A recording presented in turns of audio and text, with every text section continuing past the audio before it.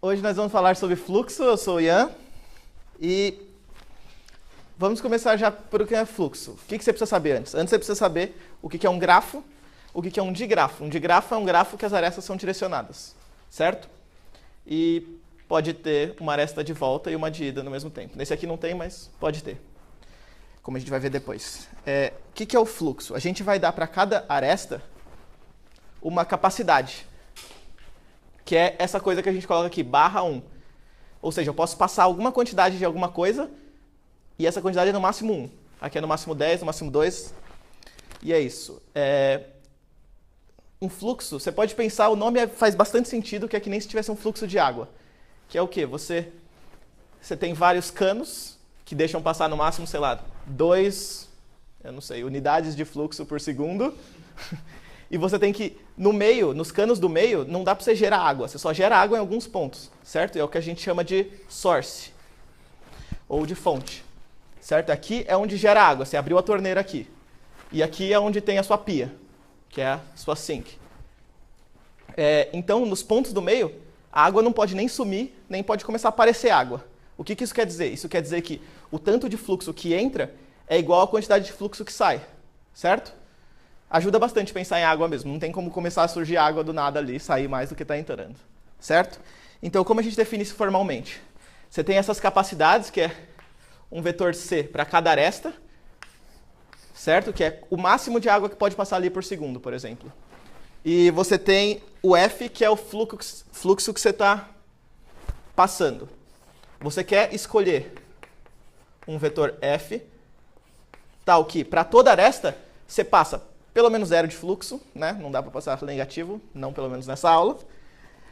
E você quer passar no máximo C, que é a capacidade da sua aresta. Por exemplo, é um cano e não dá para passar mais do que 5 litros por segundo, certo?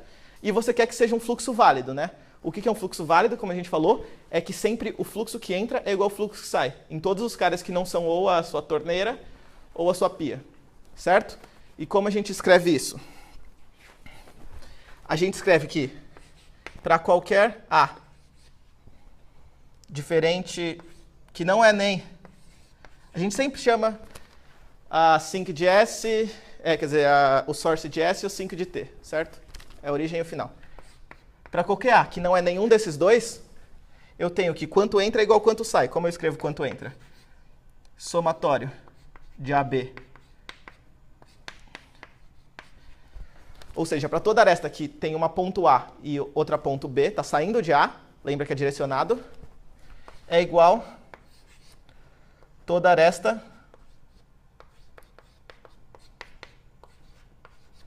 BA, ou seja, toda aresta que começa em algum lugar fora e acaba no A, para esse A aqui, certo? Para esse A fixo. Então, para todo A que não é nem esse aqui, não tem como criar fluxo, certo? Para não ficar escrevendo isso toda hora, a gente geralmente usa umas notações legais aqui, que é, a gente define delta out de A, são as arestas que estão saindo de A. Ou seja, é AB pertencente a E. Certo? E delta in são as arestas que entram em A. Então, delta in são todos BA pertencente a E. Certo? Agora, em vez de escrever isso aqui, a gente escreve F de delta out de A. Quando a gente faz essa notação, que é F de um conjunto de arestas, é a soma para todas essas arestas que estão nesse conjunto. Certo? Então, se eu somar para todas as arestas que estão saindo, é igual F de todas as arestas que estão entrando. Isso a gente vai usar bastante para escrever as coisas de um jeito mais fácil.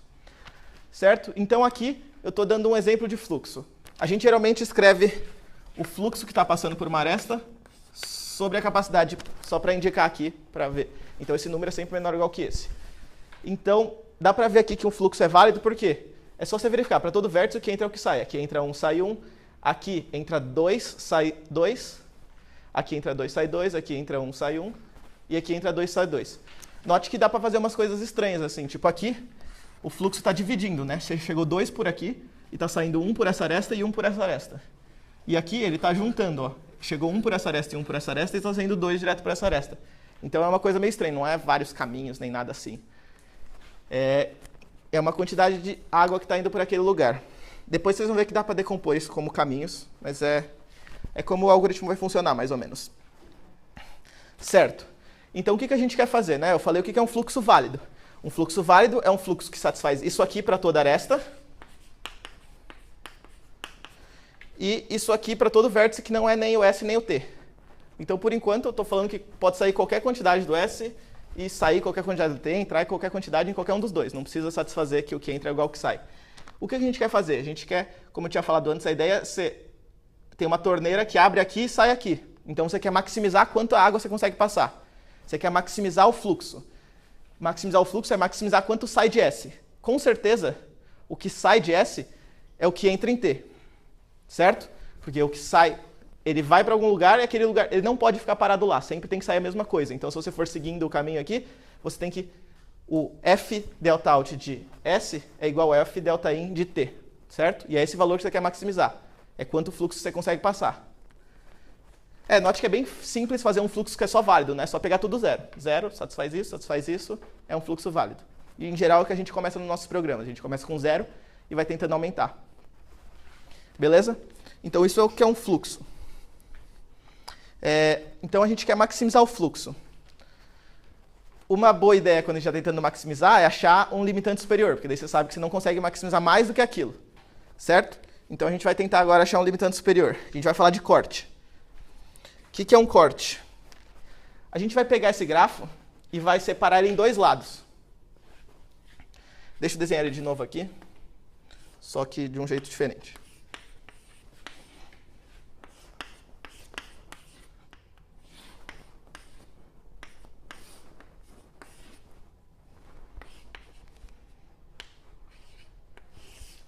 Beleza, é o mesmo grafo aqui, S1, 2, 3, 4, 5 e T.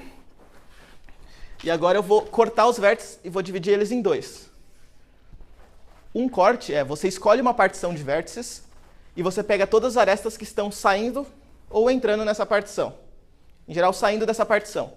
Ou seja, por exemplo, aqui, o corte vai ser essas arestas aqui. Às vezes a gente fala que o corte é o conjunto de vértices, às vezes a gente fala que o corte é o conjunto de arestas. O mais certo é falar que é o conjunto de arestas. Certo? Então, nesse exemplo, o corte vai ser essa aresta, essa aresta, essa aresta e essa aresta. São as arestas saindo do corte, essas aqui são a entrando. Entrando é só essa aqui. Certo? Então, vamos definir mais formalmente como que você escolhe esses vértices. Você vai escolher um conjunto S, que é dos seus vértices, tal que Szinho está no seu conjunto e T não está no seu conjunto. Você quer separar o S e o T. Pegar metade dos vértices e falar, esse aqui está do lado da pia, esse aqui está do lado do ralo. Certo? Então, a gente chama isso aqui de ST barra conjunto, né? Que tem S e não tem T. Beleza. A gente vai definir essa ideia aqui para um corte. É basicamente a mesma coisa. O delta out são as arestas que saem do corte, que nem a gente já tinha falado, e delta in são as arestas que entram. Então, a gente tem delta out do Szão, são as arestas, tal que o começo está no S e o final não está no S. Ou seja, são as arestas saindo. Analogamente, o delta in são as arestas que estão entrando. Então, o começo não está em S e o final está. Certo? Vamos analisar quanto que é o fluxo que passa por isso aqui e quanto que é o fluxo que passa por isso aqui. Eu vou começar de uma coisa meio estranha, mas no final vai fazer mais sentido. É que eu acho que faz mais sentido começar desse lado. Ah, não defini isso aqui, peraí.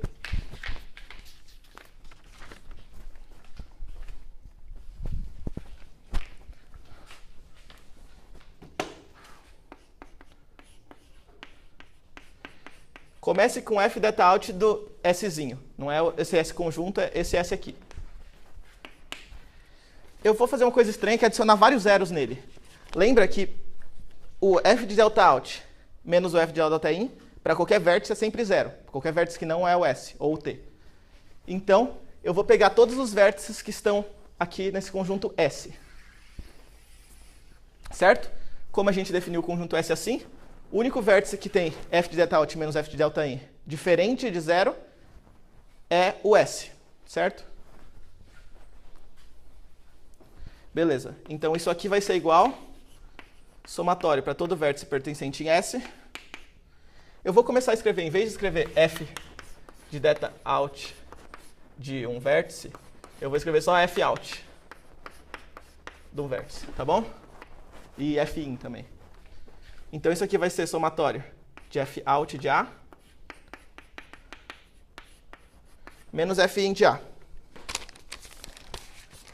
Certo? Isso vale porque é sempre zero. Só vai sobrar quando é o S aqui. A gente está assumindo que o que entra no S é zero. Tudo bem? Mas você pode botar um menos aqui e vai dar tudo certo. Então, eu só adicionei um monte de zeros e agora eu vou fazer truques de matemática para chegar no que eu quero. Eu vou separar esse somatório aqui em dois. Então, o primeiro parte do somatório, só pegando os outs. E a segunda parte, só pegando os ins. Beleza?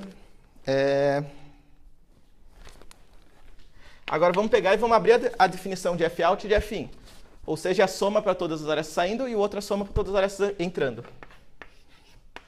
Então, para todo A pertencente a S, para todo AB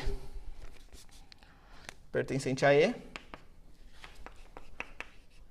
f de AB, menos, do outro lado, para todo B pertencente a S, aqui eu estou mudando o nome da variável de A para B, só para parecer mais igual, mais intuitivo.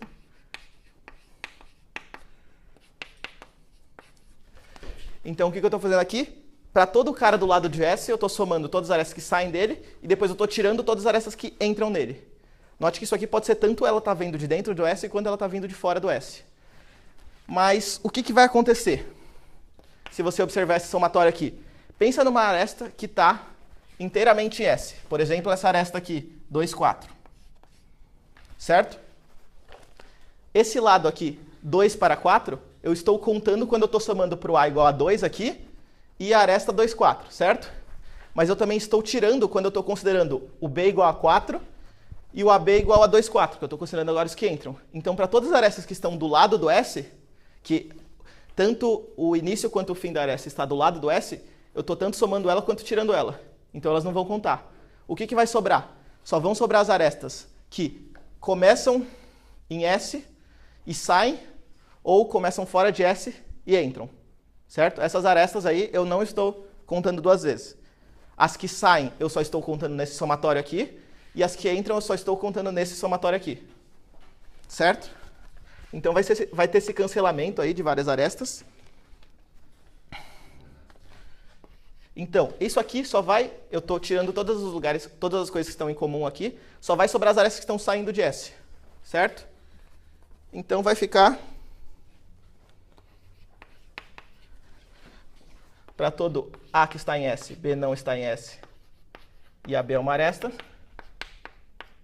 f de AB menos para todo A que não está em S, B que está em S, eu estou tirando essa aresta. Mas o que é isso aqui? É exatamente essa definição aqui. É o f de delta-out do S, certo? São todas as arestas que estão saindo do S. Isso aqui é o f de delta-out.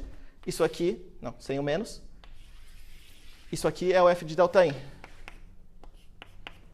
Então, esse aqui é o f-out de S menos f-in de S. Agora é o Szão. Aqui é o Szinho, aqui é o Szão. Certo? Então, o que isso me disse? Eu escrevi um monte de coisa aqui, mas só importa o começo e o final. O que isso me disse? Isso me disse que, se você pegar tudo que está saindo do S menos tudo que está entrando, isso é exatamente igual somente o que está saindo do S. Esse é aquele mesmo argumento que eu tinha usado para falar que tudo que sai de S entra em T. Só que agora é passando por um corte.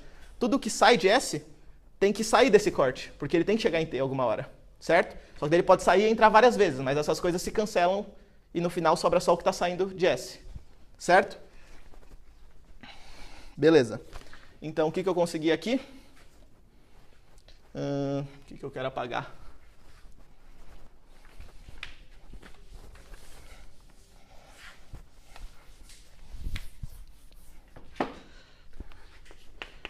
eu consegui, então, que Fout de S menos Fin de S, igual Fout de Szinho. Certo? O que mais que eu tenho? Se eu tirar essa parte aqui, botar esse Foutzinho para o outro lado,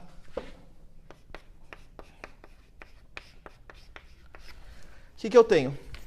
Esse valor aqui é quanto de fluxo está entrando em S, certo? É com certeza maior ou igual que zero, porque por cada aresta entra um fluxo positivo, ou zero, certo? Então isso aqui é maior ou igual que zero. Então se eu ignorar essa parte, eu vou só aumentar o meu valor, né? Ou ficar igual. Então isso aqui é menor ou igual do que Fout de S. Certo? Parece que eu só estou piorando o que eu estou falando, mas vocês vão ver que tem uma coisa útil aqui.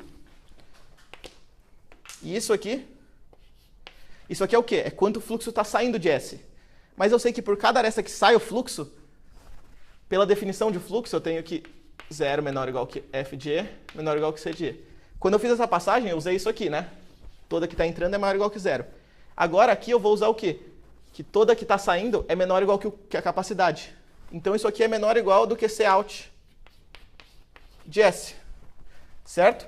Onde Cout de S é a soma de todas as capacidades dos arcos que estão saindo de S. Certo? E olha que o interessante agora é que isso aqui não depende de nenhum fluxo.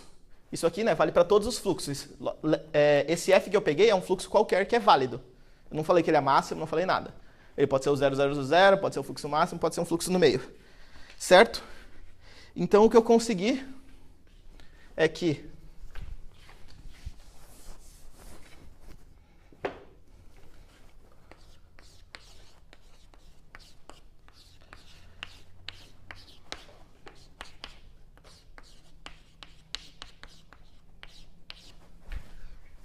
se eu pego qualquer corte, eu escolho qualquer subconjunto S que satisfaz isso aqui.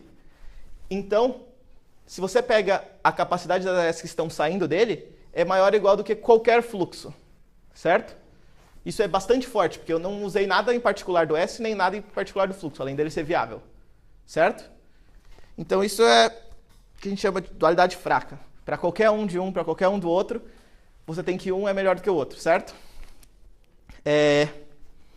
Beleza, então a gente achou um limitante superior, porque se eu pego um S qualquer, eu acho que isso aqui é maior ou igual que todos os fluxos. Então isso é um limitante superior para o fluxo máximo, certo? Por que isso é bom? Né? Porque se eu conseguir achar um fluxo e achar um corte que tem a mesma capacidade do que o valor do fluxo, então eu provei que esse fluxo é ótimo, certo? Porque não tem nenhum maior que ele. Podia ser que isso não acontece, podia ser que isso não existe, não necessariamente existe um corte, mas existe, eu vou mostrar. Certo? Então essa é a ideia de corte. Por isso que a gente fala, você vê em vários lugares falando fluxo máximo, corte mínimo. Porque você pega o fluxo máximo, ele é equivalente a um corte, e o corte também é menor, né? Da mesma forma, qualquer fluxo é um limitante inferior para qualquer corte. Beleza. Vamos só botar, se você pega esse fluxo, só se não ficou muito claro.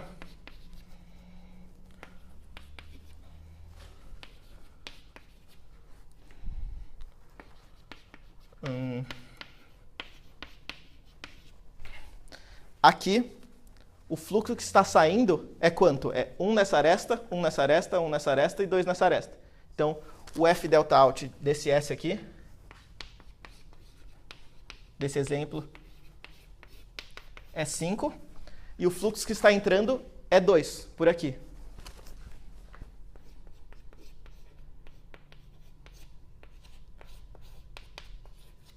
Certo? E o corte é quanto? Soma das capacidades de todas as arestas que estão saindo. Então é 1 nessa aresta, 2, 1, 2, 10. Isso dá... Pera. 1, 2, 1... Ah, não tem esse 2. 10, 14. Certo? Então, nesse exemplo...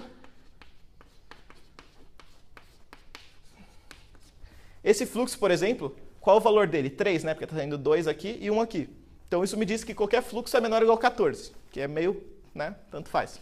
Não provei nada com esse corte específico aqui. Mas depois eu vou mostrar exatamente para esse grafo qual corte que dá certinho e ele prova que o fluxo é máximo. Beleza? Ok. Alguma dúvida? Não? Beleza. Então agora vamos ver como que a gente vai fazer esse algoritmo, né? Eu provei essa desigualdade aqui do corte, mas agora a gente precisa fazer o algoritmo. A gente vai pensar num negócio que chama de grafo residual.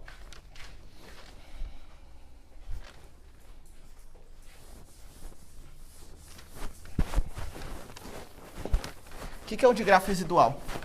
A gente vai pegar esse digrafo que a gente tem, e a gente vai pegar um fluxo que a gente tem atualmente, e a gente vai fazer uma versão desse digrafo, parecida com ele, mas não exatamente igual, que vai falar quanto fluxo eu posso passar ainda. Se você pegar um caminho nesse digrafo, ele vai indicar um jeito de você passar fluxo por lá, pelo grafo original.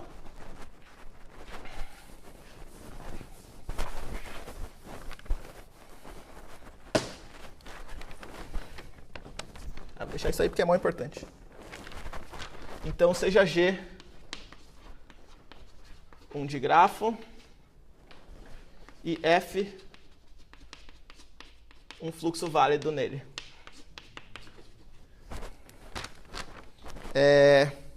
Então, a gente vai definir D de G é o digrafo residual de G por F. Certo? Como que a gente vai definir esse digrafo? A gente vai fazer assim. Se G tem uma aresta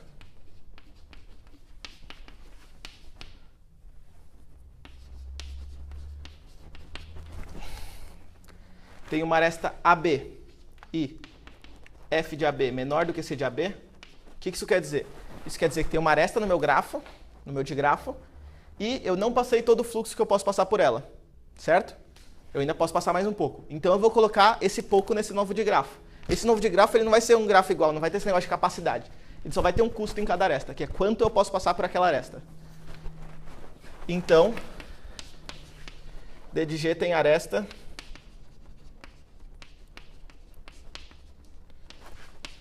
AB com custo C de AB menos F de AB. Esse custo é exatamente quanto mais eu posso passar, né? Beleza? E esse custo não é zero, né? Porque eu sei que CAB é maior do que FAB. E agora, o que tem é que às vezes pode ser bom, pode não parecer, mas pode ser bom você despassar um fluxo que você já passou. Porque pode ser que ele esteja te bloqueando e não te deixe você fazer alguma coisa. Então a gente vai colocar essas arestas que deixam você despassar fluxo. Então, se o G tem uma aresta AB e F de AB maior que zero, ou seja, eu passei algum fluxo por aquela aresta, então o D de G vai ter aresta reversa. Ele vai ter aresta BA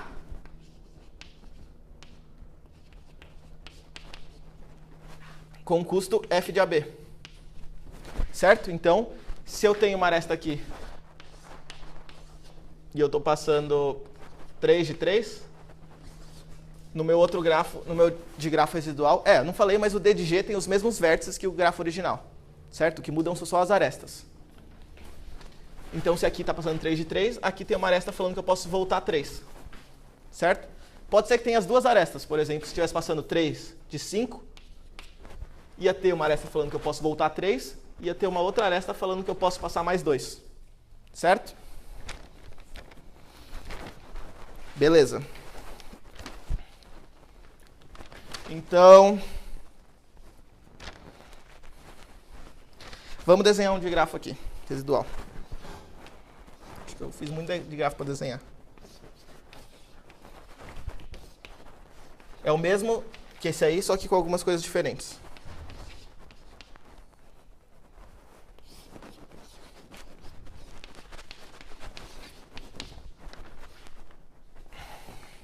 Certo? Eu vou só mudar aqui os custos. Esse aqui vai ser o digrafo normal, aquele ali vai ser o residual. Vou mudar, na verdade, quanto de fluxo está passando.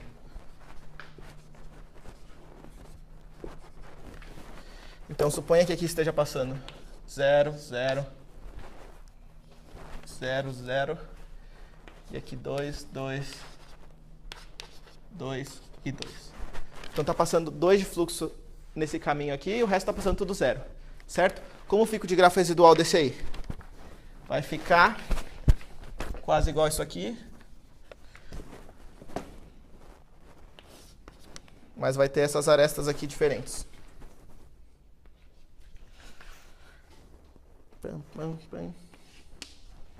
Certo? Então, como vão ficar as arestas aqui? Ali eu posso passar mais 3, aqui eu posso voltar 2, aqui eu posso voltar 2, aqui eu posso voltar 2, aqui eu posso mandar mais 8 ou voltar 2, certo? Aqui eu posso mandar 1, aqui eu posso mandar 2. E aqui eu posso mandar 1. Certo? Então, esse é o de grafo residual, desse grafo para esse fluxo em específico. Cada grafo, para um grafo e um fluxo válido, você tem um de grafo residual diferente. Certo? O que a gente vai fazer? A gente quer encontrar agora... Esse aqui é só um de grafo normal que tem custo nas arestas. O que a gente quer fazer? A gente quer achar um caminho de S até T. Algum caminho. Não precisa nem ser o melhor. Beleza. Se a gente encontrar algum caminho de S até T, eu vou dizer que tem um jeito de melhorar o fluxo. Por exemplo, aqui que caminho que tem? Para cá não dá para vir, dá para fazer um caminho que vem aqui, faz essa voltinha e vem para cá, certo? Esse é um caminho de S para T. Dá para você pegar esse caminho e mudar o fluxo aqui de acordo. Como você faz isso? Você pega a menor aresta nesse caminho, então você faz G, é quando você vai aumentar de fluxo. G, seja C um caminho. C1, ST, caminho, em D de G. Então, eu peguei um caminho de grafo residual e eu vou pegar... Isso aqui não é custo, quer dizer, não é capacidade, é o custo. Vou colocar, sei lá, W. Certo? Então, eu pego o menor custo das arestas aqui. Nesse exemplo, seria 1, dessa aresta aqui. Vou falar que dá para passar G de fluxo aqui. Como eu vou fazer isso? Eu vou só seguir, e se essa aresta for direta, o que é uma aresta direta? É uma aresta gerada por essa regra aqui, que é uma aresta que está apontando na mesma direção que a aresta original. Se essa aresta for direta, dá para passar mais fluxo nessa direção, porque lembra, a gente falou aqui que dava para você passar mais essa quantidade no máximo, certo? E G é menor ou igual a essa quantidade. Se a aresta for reversa, essa aresta pode nem existir nesse grafo, né? Mas a reversa dela existe. Então eu vou pegar na reversa e vou diminuir o fluxo por G. Porque eu sei que dá para você diminuir em no máximo isso aqui, que é maior ou igual que G. Certo? Nesse exemplo, por exemplo, como ficaria? Eu quero passar 1 aqui. Essas duas são, essas 4 aqui, essas duas e essas duas, são diretas e essa aqui é reversa. Então, nessas diretas eu vou aumentar em 1, que o G é 1 nesse caso.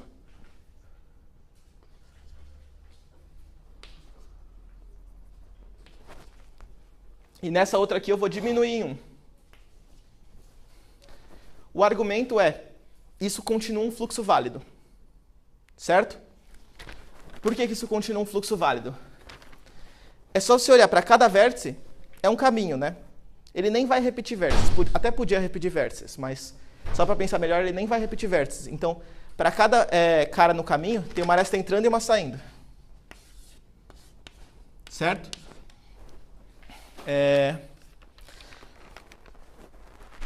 Para mostrar formalmente, você tem que mostrar que tem quantos casos, né? Porque cada uma dessas arestas aqui, ela pode ser tanto uma aresta direta quanto uma aresta reversa. Então ficam 4 casos, que é quando as duas são diretas, quando as duas são reversas, e daí os 2 casos que uma é reversa e uma é direta. Então, se as duas forem diretas, o que você está fazendo? O que eu tenho que mostrar para falar que continua sendo um fluxo? Eu tenho que mostrar que continua respeitando isso aqui e que continua respeitando aquilo de que Fout de A é igual a Fin de A para todo A que não é nem a fonte, nem a source, nem a sink. Certo? Isso aqui já está satisfazendo. Por quê? Por causa da definição de grafo residual. Eu sempre aumento no máximo o que eu posso. Isso aqui tem que mostrar que continua satisfazendo. Se as duas são diretas, o que eu vou fazer? Eu vou aumentar G no in desse vértice e eu vou aumentar G no out desse vértice. Então continua igual, porque eles eram iguais antes. Se a que entra é direta, mas a que sai era uma reversa, eu vou aumentar G no in desse vértice e depois remover G do in desse vértice, porque na outra essa eu estou removendo o fluxo. Então também continua igual. E os outros dois casos, quando diminui aqui e aumenta aqui também é a mesma coisa. E o outro é quando são os dois ao contrário, que também é análogo àquele lá. Que eu estou tirando G e tirando G. Tirando G do in e tirando G do out. Certo? Então isso aqui continua satisfazendo. Logo o fluxo continua válido. E eu aumentei o fluxo em G. Por quê? Isso aqui vale porque são os vértices do meio, né? Os vértices do canto não tem esses dois lados. Então no vértice do canto, e os vértices do canto são o quê? ST. No S eu aumentei G saindo e no T eu aumentei G entrando. Certo? Então o fluxo aumentou em G. Certo? Isso é bom então. Então isso é um jeito de aumentar o seu fluxo. Então o nosso algoritmo vai ficar assim. Alguma dúvida?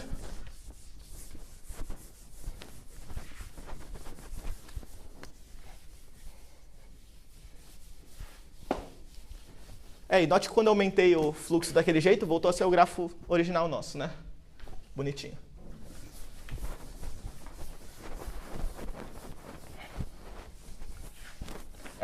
Você pode pensar que não precisa de grafo residual, porque você pode só sempre tentar aumentar o fluxo direto, sem fazer esse negócio de desfazer um fluxo, mas naquela situação não dava, porque, lembra, passava 2 aqui, 2 aqui, 2 aqui, 2 aqui. Você não conseguia passar mais nenhum fluxo por aqui, e se você viesse aqui, essa aresta estava também, você não conseguia passar mais. Então, você não conseguia só aumentar o fluxo. Você teve que modificar ele um pouco. Então, essa estratégia gulosa de tentar aumentar em cada aresta o fluxo não funciona. Aí tem esse jeito mais inteligente do de grafo. O algoritmo vai ficar um algoritmo bem abstrato assim, depois eu faço um melhor. Enquanto eu chamo quando eu acho um caminho de grafo D de G, eu chamo ele de caminho aumentante, né? Porque é um caminho que eu posso mudar ele e aumenta o fluxo. Enquanto tem caminho aumentante,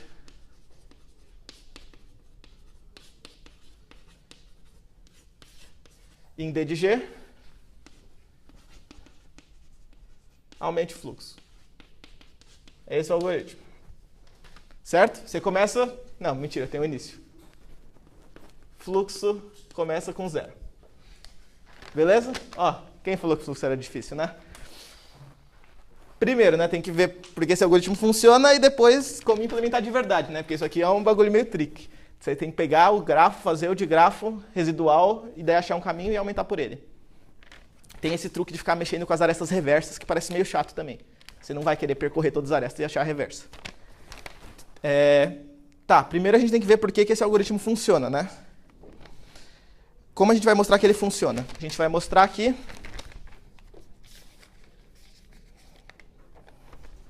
o fluxo é máximo se e somente se não existem caminhos aumentadores.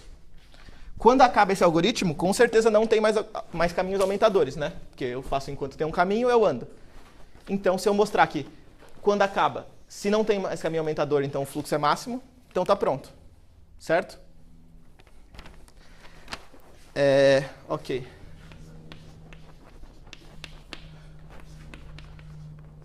O fluxo F é máximo. Se e somente se não existem. Não, isso aqui é único, né? Também fica ruim. Não existe caminho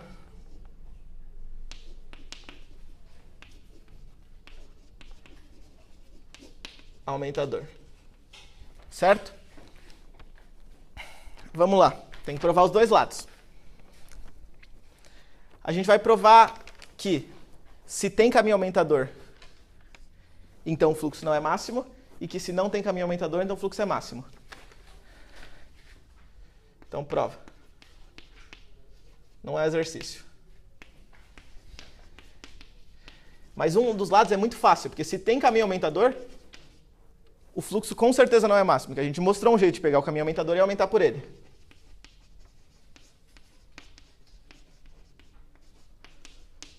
Então é fácil, esse lado. É só aumentar do jeito que a gente falou. Então daí o fluxo não é máximo. Agora falta mostrar que se não tem caminho aumentador, então ele é máximo. E esse lado é mais difícil.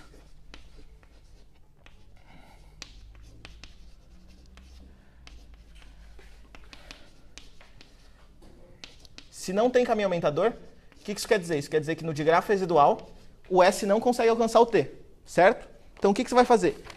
Você vai pegar o conjunto que é todo mundo que o S consegue alcançar. E esse vai ser aquele seu conjunto Szão que vai te dar um corte bom. Por quê? Por exemplo, nesse grafo aqui, como ficaria o digrafo residual dele, né? Aqui volta 1. Eita, peraí. Aqui vai 1 e aqui volta 1. Aqui vai 1, volta 1. Aqui volta 2. Aqui vai 8, volta 2.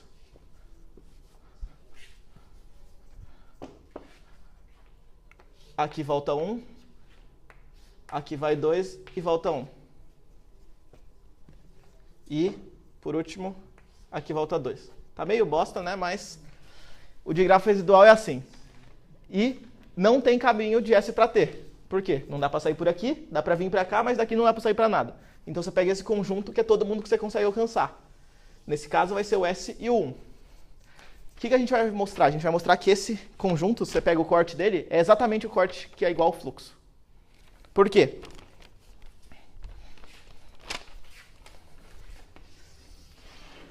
Pega esse conjunto S. O Szinho com certeza está aqui dentro, o Tzinho com certeza está fora, né? Porque eles não têm caminho aumentador. E tem várias arestas aqui. Toda aresta que sai, pega uma aresta que está saindo. Então, o fluxo que está passando por ela é igual à capacidade. Por quê? Se não fosse, teria essa aresta no digrafo residual, certo? E se tivesse essa aresta, o S também alcançaria esse cara, porque ele alcança esse cara aqui. Beleza? Agora, pega toda a aresta que está entrando. Eu vou dizer que o F de E é igual a 0. Não, desculpe. Peraí. Toda aresta que está entrando, tá certo. O F de E é igual a 0. Por quê? Se o F de E fosse maior do que 0, ia ter uma aresta ao contrário no digrafo residual. Se tivesse uma aresta ao contrário, já que o S chega aqui, ele ia chegar nesse aqui, certo? Então toda aresta que está saindo está saturada e toda aresta que está entrando está vazia. Então o que a gente tem? A gente tem que, para esse S aqui, lembra que F de delta out, isso é o que a gente mostrou no começo, que F out de Szinho é quanto está saindo do corte menos quanto está entrando. Mas a gente acabou de mostrar que isso aqui é 0.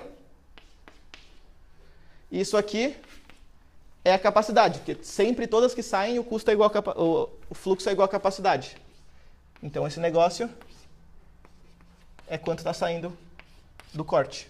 Então a gente achou um corte que tem exatamente a mesma capacidade que o fluxo.